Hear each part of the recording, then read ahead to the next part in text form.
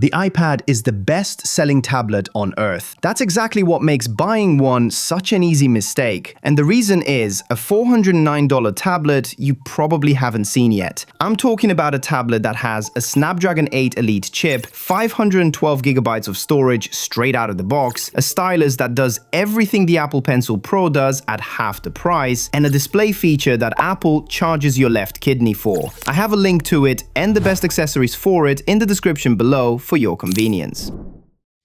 This is the Xiaomi Pad 8 Pro, and it comes with an 11.2-inch panel at 3.2K resolution and 144Hz refresh rate. Yes, it's IPS, not OLED, and I know what you're thinking. IPS is crap, OLED is better. In a pitch-black room next to a Samsung OLED tablet, you'll notice the difference in blacks and contrast. Everywhere else, you won't. What actually sets this apart is the nano-texture matte glass, and this isn't a coating or a screen protector, it's the actual glass, engineered to scatter light before it bounces back at you. So in direct sunlight, under studio lighting, or next to a bright window behind your desk, the screen stays readable. Apple offers this on their Pro line, and it costs more than $100 extra there. Here is just standard. There's also something nobody talks about with matte glass. The stylus feels completely different on it. Writing on a glossy tablet screen feels like dragging a pen across a mirror, and the matte surface gives it a resistance that's a lot closer to paper. That sounds like a minor thing until you've actually written on it for an hour and then you can't go back. The trade-off is real though. Matte glass collects fingerprints faster than glossy and doesn't wipe off cleanly, so you will carry a cloth. Whether that's a deal breaker or a Tuesday, it depends entirely on you, but it's worth knowing.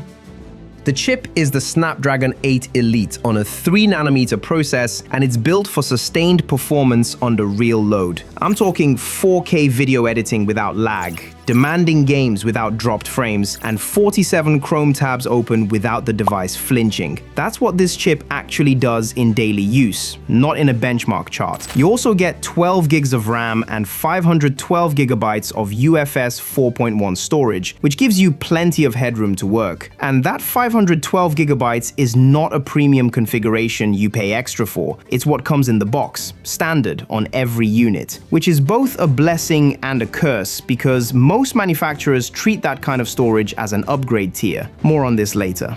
The battery is 9,200 mAh, and in mixed daily use, that runs around 7 to 8% drain per hour, which covers a full working day without reaching for a charger. The 67-watt fast charge takes it from 0 to 53% in 30 minutes. But again, the same annoying thing, Xiaomi does not include a charger in the box. On a device at this price point, that's a decision worth saying out loud, so factor it in. One honest note, extended gaming sessions where you're pushing the chip hard for hours will produce some thermal throttling and the device gets warm. Most use cases never get close to that ceiling, but if gaming is specifically why you're buying this, I would recommend getting another tablet from Red Magic. That's the hardware. The software is where iPad owners start to get quietly uncomfortable. HyperOS 3 runs on Android 16, and the workstation mode opens apps in floating, resizable windows that actually feel like a desktop environment. It's closer to what a laptop gives you than what iPadOS currently offers, and the 3:2 aspect ratio means split screen has real working space rather than two apps awkwardly sharing a widescreen.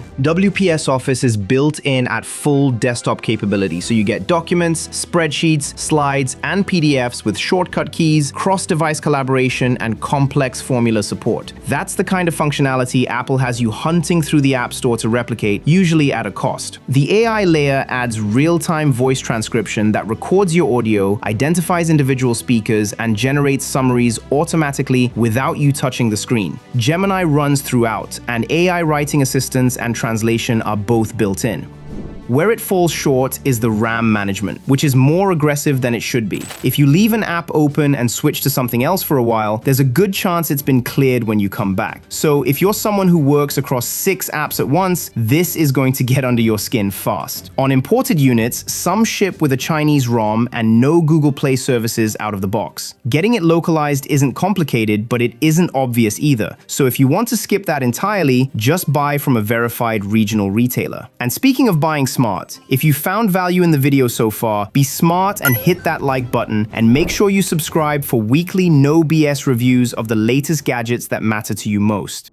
The Focus Pen Pro is roughly half the price of the Apple Pencil Pro, and it has pretty much what the Apple Pencil has: haptic feedback on contact, tilt sensitivity, hover preview before the tip touches the screen, palm rejection, and barrel roll. But there's one thing it does that the Apple Pencil Pro doesn't, which is letting you adjust stroke thickness by sliding your finger along the body of the pen. It attaches magnetically and charges wirelessly while it's docked on the side of the tablet. Palm rejection does occasionally misread, and that's a software issue being worked on, but at this price gap, it really is just a footnote. The Focus keyboard connects via pogo pins and magnets, folds into a cover, and opens into a proper typing layout with decent key travel that holds up for long sessions. The touchpad is useful if you have baby hands, and I don't see its value here when you have a large touchscreen right in front of you. Just don't buy this keyboard expecting to navigate primarily off the trackpad. There are other keyboard options, fortunately. The quad speaker system runs Dolby Atmos, and it delivers 200% volume boost across 16 levels instead of the standard 15. The wide stereo separation delivers good bass even at high volume without it collapsing.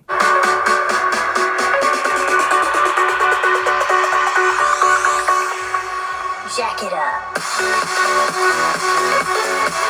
For daily content, calls, and streaming, it performs above most tablets in this range, and there's nothing to complain about here. The 50-megapixel rear camera shoots 4K at 60 frames per second, and it's sharp for document scanning and solid for video recording. The 32-megapixel front handles video calls well in decent light and drops off in low light. One detail worth knowing is that the camera module sits high enough off the back that the tablet doesn't lie flat on a surface without a case, which sounds like a minor thing, but oh man, it becomes annoying faster than you'd expect.